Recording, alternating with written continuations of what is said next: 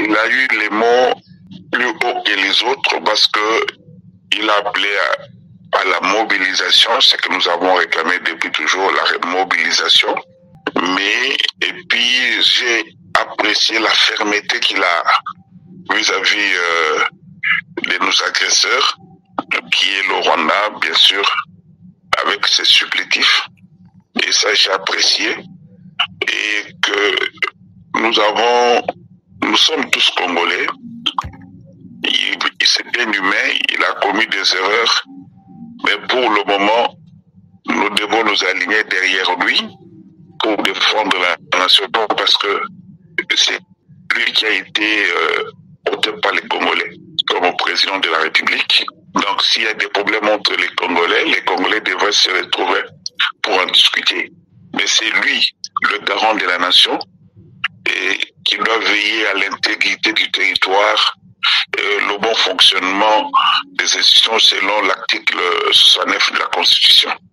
Donc, vous avez vu, à un moment donné, j'ai toujours dit que la Constitution donne le pouvoir au président de la République d'agir au lieu de rester dans une léthargie qui ne dit pas son nom. C'est ce que nous avons regretté depuis tout ce temps.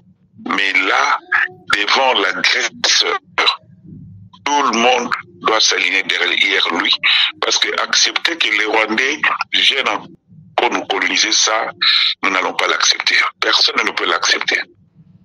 Oui, mais le problème est le suivant, c'est-à-dire que la Constitution donne 2 mandats au chef de l'État. Il va s'éterniser comment? C'est pour cela, si toi qui me lis souvent, tu as l'habitude de lire sur mes posts, j'avais dit oui à la révision de la Constitution qui est dans la Constitution et non au 3e mandat. Parce que pour ceux qui ne savent pas, je suis parmi les gens qui ont rédigé la Constitution. Donc, je connais les grandes lignes parce que j'étais un acteur principal, président du groupe parlementaire. Donc, rien ne pouvait passer en plénière sans pour autant que je sois consulté. Donc, je devais d'abord, le mode de votation, c'était le consensus, ce qui veut dire que donc tous les acteurs doivent accepter ce qui est dit avant d'aller en plénière. Donc, je disais toujours aux gens que le peuple congolais a été consulté en amont et il avait donné sa position. Nous voulons que l'alternance soit consacrée dans notre pays, comme ailleurs aux États-Unis et en Afrique du Sud. Donc, vous faites voir, parfois on va commettre les erreurs et quelqu'un qui va venir, il peut trouver d'autres moyens pour booster le développement du pays. C'est tout ce que nous voulons. Nous voulons développer notre pays. La solution est unique.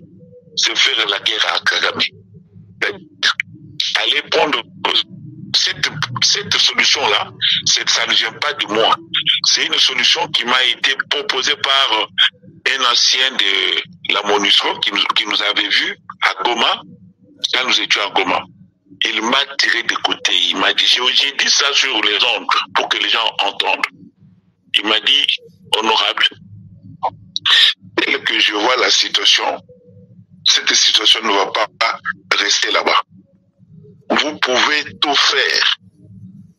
Vous n'aurez pas de solution. Ça, c'est en 2004, tu t'imagines? En 2004. Il m'avait dit ça. C'était un Algérien. Un haut cadre de la MONUSCO. Moi, je lui ai posé la question, quelle est la solution? Il dit, la solution, on ne va jamais à la table de négociation sans quelque chose à main. Moi, j'ai dit, comme quoi? Il dit, prenez Gisengi. Vous prenez Gisengi, demain, la communauté internationale va dire, non, vous avez un grand pays, vous ne pouvez pas aller au Rwanda. C'est dans ce moment-là que vous allez vous retrouver à cette table avec force. En ce moment-là, vous dites, écoutez, on vous donne, je ne sais pas, Bunagana ou autre chose. C'est ça la solution. Il n'y en a pas deux. Parce que Kagame, il entend seulement le bruit des armes en dehors de ça, il n'attend pas autre chose.